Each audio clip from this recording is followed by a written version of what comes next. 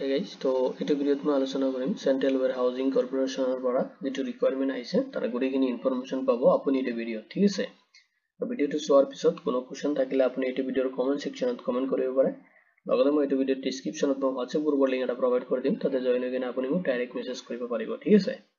তো আহক দেৰি নকৰি আজি ভিডিঅ'টো আৰম্ভ কৰো।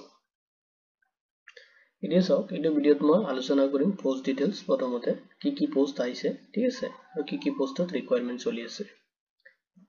এলিজিবিলিটি ক্ৰাইটেৰিয়া পোষ্ট কেটাৰ কাৰণে এলিজিবিলিটি ক্ৰাইটেৰিয়া কিমান লাগিব, এপ্লিকেশন ফি আপুনি কিমান পেমেন্ট কৰিব লাগিব, এপ্লাই ডেট লগতে এপ্লাই যেটো লাষ্ট ডেট হয়, সিলেকশন প্ৰসিডিউৰ, স্যালাৰি কিমান হ'ব আৰু আপুনি কেনেকৈ এপ্লাই কৰিব, হাউ টু এপ্লাই ঠিক আছে। এতিয়া চাওক পোষ্ট ডিটেইলছত প্ৰথম আছে আপোনাৰ মেনেজমেন্ট ট্ৰেইনিং কাৰণে পোষ্ট আছে, একাউন্টেন্টৰ কাৰণে পোষ্ট আছে, সুপাৰিনটেন্ডেন্টৰ কাৰণে পোষ্ট আছে আৰু জুনিয়ৰ টেকনিক্যাল এসিস্ট্যান্টৰ পোষ্ট আছে আৰু নাম্বাৰ অফ পোষ্ট আছে 179। স্যালাৰি পাব আপুনি 1.8 লাখ to 2.3 লাখ পাৰ ইয়াৰ ঠিক আছে। আপুনি এটো মান্থলি ডিভাইড কৰি লব। এডভাৰটাইজিং নাম্বাৰ দিয়া আছে, এডভাৰটাইজমেন্ট নাম্বাৰটো এটো মই ডেসক্ৰিপচনত দি দিম ঠিক আছে, তাৰ পৰা চেক কৰিব পাৰিব। এতিয়া চাওক পোষ্ট নেম যেটো মেনেজমেন্ট ট্ৰেইনিং কাৰণে আছে, এটো জেনাৰেল লেভেলৰ কাৰণে আছে, এটা জেনাৰেল লেভেলত। তো তাতে আপোনাৰ টোটাল পোষ্ট আছে 40 আৰু তাতে এডুকেশনাল কোৱালিফিকেশন মানে এলিজিবিলিটি বিচাৰিছে আপুনি যদি ডিগ্ৰী কৰিছে মানে এমবিএ যদি আপুনি কমপ্লিট কৰিছে ঠিক আছে, মাস্টাৰ অফ বিজনেস এডমিনিষ্ট্ৰেচন। আৰু তাতে আপুনি যদি কোনো স্পেশালি যিকোনো এটা সাবজেক্ট লৈছে যেনে হিউম্যান ৰিসোৰ্স, ইন্ডাস্ট্ৰিয়েল ৰিলেশন ঠিক আছে, মাৰ্কেটিংৰ ওপৰত যদি আপুনি এটা সাবজেক্ট লৈ কিনে এমবিএ কমপ্লিট কৰিছে তেতিয়া হলে আপুনি টোটাল 40 পোষ্টৰ কাৰণে এলিজিবল হ'ব ঠিক আছে। তো আৰু এতে আপুনি যদি ফ্ৰেচাৰ্স ক্যান্ডিডেট হয় তথাপি এপ্লাই কৰিব পাৰিব, কাৰণ এতে কোনো ধৰণৰ এক্সপেৰিয়েন্স বিচৰা নাই ঠিক আছে। তাৰ পিছত চাওক মেনেজমেন্ট ট্ৰেইনিং যেটো টেকনিক্যালৰ কাৰণে হ'ব, তাতে টোটাল যেটো পোষ্ট আছে 13 আৰু এলিজিবিলিটি বিচাৰিছে যদি আপুনি পোষ্ট গ্ৰেজুৱেচন ডিগ্ৰী কৰিছে ইন এগ্ৰিকালচাৰ ঠিক আছে, বা যদি আপুনি এন্টোনোমোলজি বা মাইক্ৰোবায়োলজি বা বায়োকেমিস্ট্ৰিৰ ওপৰত যদি আপুনি পোষ্ট গ্ৰেজুৱেচন কৰিছে ঠিক আছে, তেতিয়া হলে আপুনি এই 13 যেটো পোষ্ট আছে তাৰ কাৰণে এলিজিবল হ'ব ঠিক আছে। আৰু এতে কোনো ধৰণৰ এক্সপেৰিয়েন্স বিচৰা নাই, আপুনি ফ্ৰেচাৰ্স হলেও এপ্লাই কৰিব পাৰিব। তাৰ পিছত চাওক একাউন্টেন্টৰ কাৰণে টোটাল পোষ্ট আছে 9 আৰু এলিজিবিলিটি বিচাৰিছে যদি আপুনি বিকম বা বিএ কৰিছে তেতিয়া হলে আপুনি এটো পোষ্টৰ কাৰণে এলিজিবল হ'ব। লগতে যদি আপুনি চাৰ্টাৰ একাউন্টেন্টৰ কোৰ্স কৰিছে তো ভাল তথাপিও ঠিক আছে,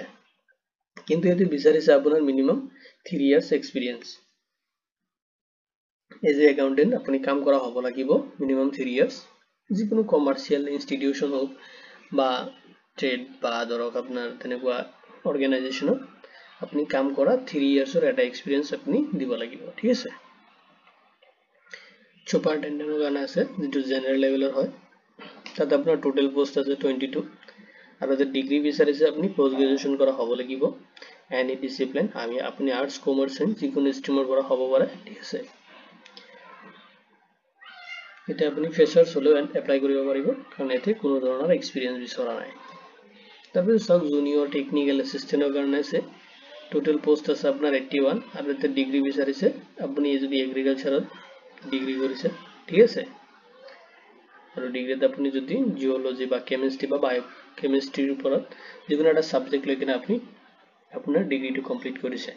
তেতিয়া হলে আপুনি জুনিয়ৰ টেকনিক্যাল এসিস্ট্যান্টৰ যেটো ভ্যাকেন্সি আছে তাৰ কাৰণে এলিজিবল হ'ব ঠিক আছে। যদি আপুনি ফ্ৰেচাৰ্স হয় তথাপি এপ্লাই কৰিব পাৰিব কাৰণ এতে কোনো ধৰণৰ এক্সপেৰিয়েন্স বিচৰা নাই। তাৰপিছত চাওক সুপাৰিনটেন্ডেন্ট যেটো জেনাৰেল লেভেল এছআৰডি যেটো এনি নৰ্থ ইষ্টাৰ্ণৰ কাৰণে হ'ব, তাতে টোটাল পোষ্ট আছে দুটা মানে 2 পোষ্ট আছে আৰু এলিজিবিলিটি বিচাৰিছে post graduation degree any discipline, আপুনি যিকোনো ষ্ট্ৰীমৰ পৰা হ'ব পাৰে আৰ্টস কমাৰ্চ সায়েন্স ঠিক আছে। তো ফ্ৰেচাৰ্স হলেও এপ্লাই কৰিব পাৰিব, কোনো ধৰণৰ এতে এক্সপেৰিয়েন্স বিচৰা নাই ঠিক আছে। তাৰপিছত চাওক জুনিয়ৰ টেকনিক্যাল এসিস্ট্যান্ট যেটো এছআৰডি এনি মিন্স নৰ্থ ইষ্টৰ কাৰণে নাম্বাৰ অফ টোটাল পোষ্ট আছে আপোনাৰ 10 আৰু এলিজিবিলিটি বিচাৰিছে ডিগ্ৰী কৰা হ'ব লাগিব আপুনি এগ্ৰিকালচাৰৰ পৰা ঠিক আছে। উইথ আপুনি নহলে ডিগ্ৰীত আপুনি জিঅলজি বা কেমিষ্ট্ৰি বা বায়োকেমিষ্ট্ৰিৰ এটা সাবজেক্ট লৈ কিনে আপুনি আপোনাৰ ডিগ্ৰীটো কমপ্লিট কৰা হ'ব লাগিব ঠিক আছে। যদি আপুনি ফ্ৰেচাৰ্স হয় তথাপি এপ্লাই কৰিব পাৰিব কাৰণ এতেও কোনো ধৰণৰ এক্সপেৰিয়েন্স বিচৰা নাই। জুনিয়ৰ টেকনিক্যাল এসিস্ট্যান্ট যেটো SRD UTN লাখদাৰ কাৰণে আছে লাডাখ তো টু পোষ্ট আছে তে এলিজিবিলিটি বিচাৰিছে ডিগ্ৰী কৰা হ'ব লাগিব আপুনি গ্ৰেজুৱেচনৰ পৰা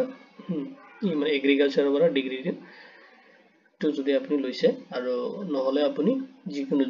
জুলজি বা কেমিষ্ট্ৰি বা বায়োকেমিষ্ট্ৰিৰ ওপৰত এটা সাবজেক্ট যিকোনো এটা সাবজেক্ট লৈ কিনে আপুনি আপোনাৰ ডিগ্ৰীটো কমপ্লিট কৰিব লাগিব তেতিয়া হলে আপুনি এইটো পোষ্টৰ কাৰণে এলিজিবল হ'ব ঠিক আছে তাৰ পিছত সব এজ লিমিটটো তো মিনিমাম এজ বিচাৰিছে 28 ইয়াৰ্স আৰু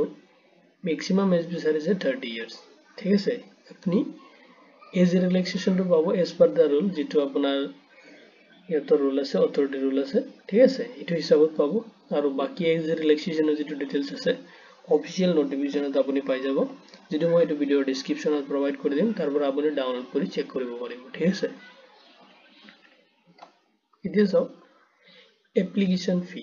তো আপুনি এপ্লাই কৰোতে আপোনাৰ এপ্লিকেশন ফি টো পেমেন্ট কৰিব লাগিব যেটো ক্যাটাগৰি ওয়াইজ ডিভাইড কৰি দি আছে যদি আপুনি মেল ক্যান্ডিডেট হয় আৰু আপুনি বিলং কৰি আছে আনৰিজাৰ্ভ ক্যাটাগৰি বা EWS বা OBC বা MOBC ক্যান্ডিডেট হয় ঠিক আছে তে MOBC টো দিয়া নাই বাট MOBC ক্যাটাগৰি হলো সেমে হয় তেতিয়ালে আপুনি এপ্লিকেশন ফি যেটো এটো পেমেন্ট কৰিব লাগিব 850 লগতে আপুনি পেমেন্ট কৰিব লাগিব ইন্টিমেশন চাৰ্জ যেটো 500 ঠিক আছে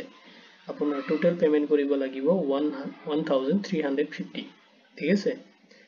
আৰু যদি আপুনি SC বা ST বা PWD বা এক্স সার্ভিসম্যান হয় বা ওমেন ক্যান্ডিডেট হয় তেতিয়ালে আপুনি এপ্লিকেশন ফি পেমেন্ট কৰিব নালাগে জাস্ট আপুনি পেমেন্ট কৰিব লাগিব ইন্টিমেশন চাৰ্জ যেটো 500 ঠিক আছে তো টোটাল আপোনাৰ পেমেন্ট 500 হ'ব এটো আপুনি পেমেন্ট কৰিব লাগিব ঠিক আছে এতিয়া সক আপুনি এপ্লাইটো কেনেকৈ কৰিব এপ্লাইটো কৰিব লাগিব প্ৰথমতে আপুনি ভিজিট কৰিব লাগিব www.cewscor.nic.in ঠিক আছে এটো অফিশিয়াল ওয়েবসাইট হয় যেটা আপনার সেন্ট্রাল ওয়্যার হাউজিং কর্পোরেশন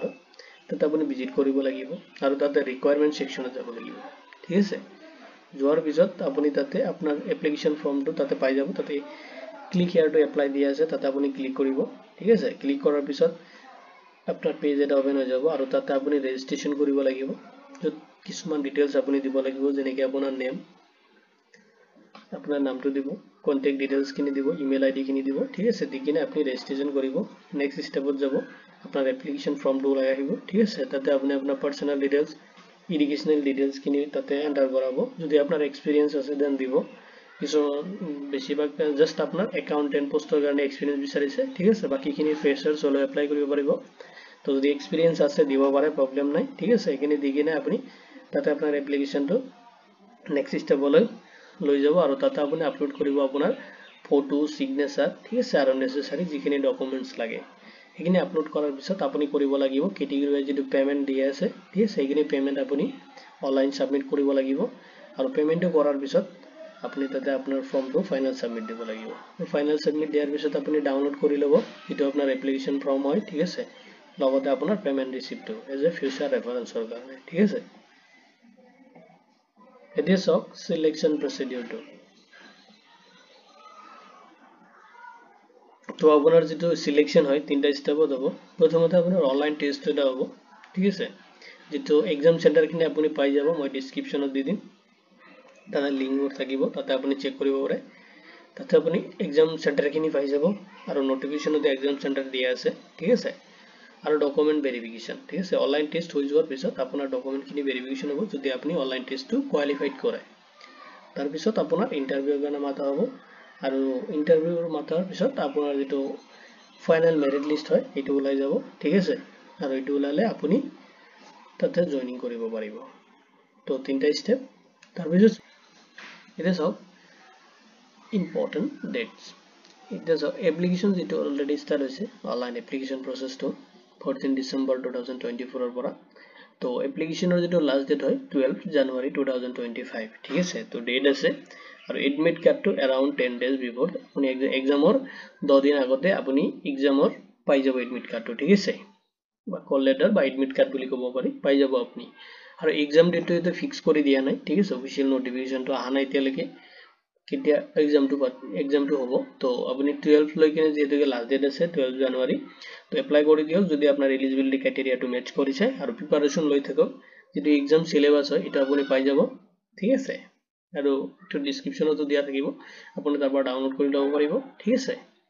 তো এইটো হিচাপত আপুনি প্ৰিপাৰেচন লৈ থাকক এক্সামৰ আগত নটিফাই কৰি দিব আৰু অফিচিয়েল ওয়েবসাইটটো আপুনি চেক কৰি থাকিব যেটো অফিচিয়েল ওয়েবসাইট হয় মই ভিডিও ডেসক্ৰিপচনতো প্ৰভাইড কৰি দিম ঠিক আছে তো ভিডিওটো চোৱাৰ বাবে ধন্যবাদ ঠিক আছে এইটো ভিডিওত ইমানতে